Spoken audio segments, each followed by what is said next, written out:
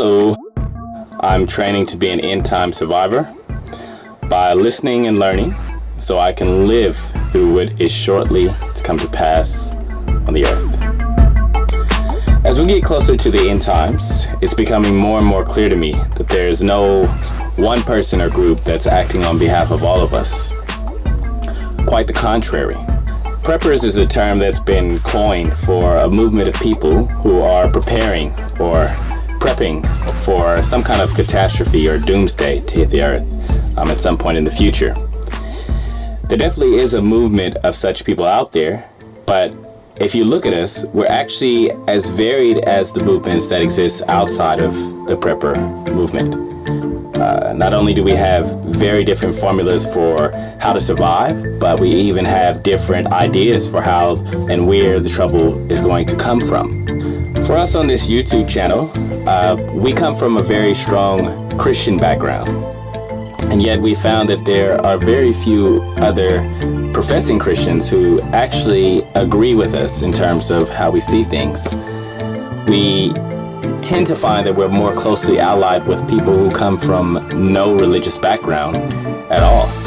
The end time novel Survivors deals with the problems that affect half a dozen Christians from very different backgrounds as they find themselves thrust together in an apartment in London.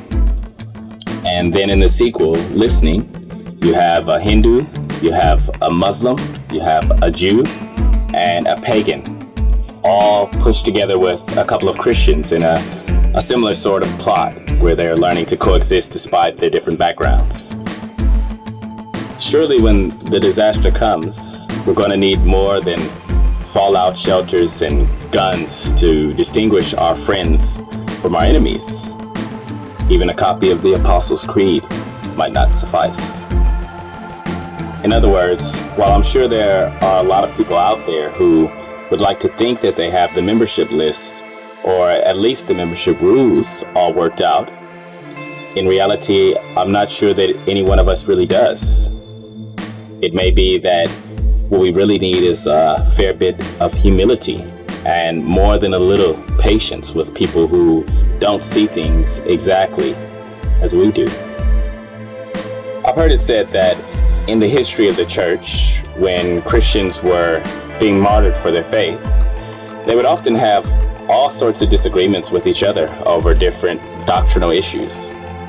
And for us, as we move into the end times, we may find that if we discover that we're thrown into the same cave with people whom we formerly thought of as heretics, that's the time where we need to just step back and lay it all out there before God and allow Him to show us how He wants us to relate to each other.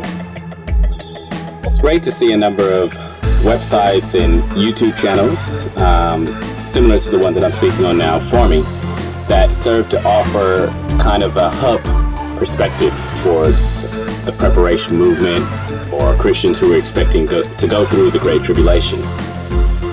It would be ideal if we could unite and be as one, and yet I feel that a very important lesson for us as Christians, for this time in particular, is that we not be too quick to rush to judgment about who we're going to accept and who we're going to reject as part of this end time movement.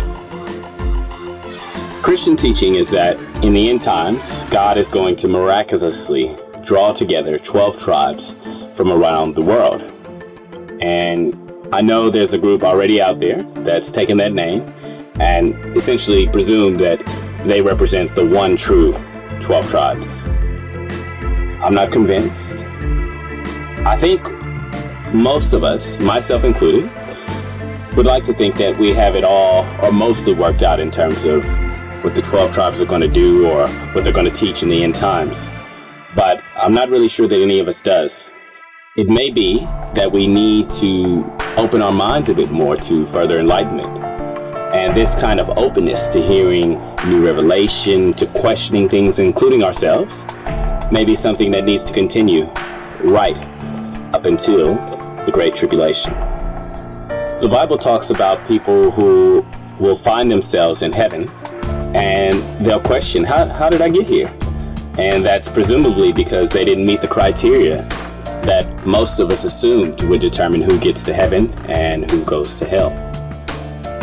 In the About Us blurb on this site, it makes mention of people of conscience. And that's a phrase that I really like because, we can have our theology worked out perfectly and yet be almost totally lacking in conscience. At the same time that we might have someone who has totally incorrect theology, and yet, to use a biblical phrase, if they are walking in all the light that they have, and especially if they're being persecuted for it, then there really should be more room for that individual in our cave. This whole idea of persecution bringing together all those who have enough character to follow their conscience, even in the face of death, is something that suggests that we really have some challenging lessons to be learned as we move into the end times. And those are the sort of people I really hope to meet.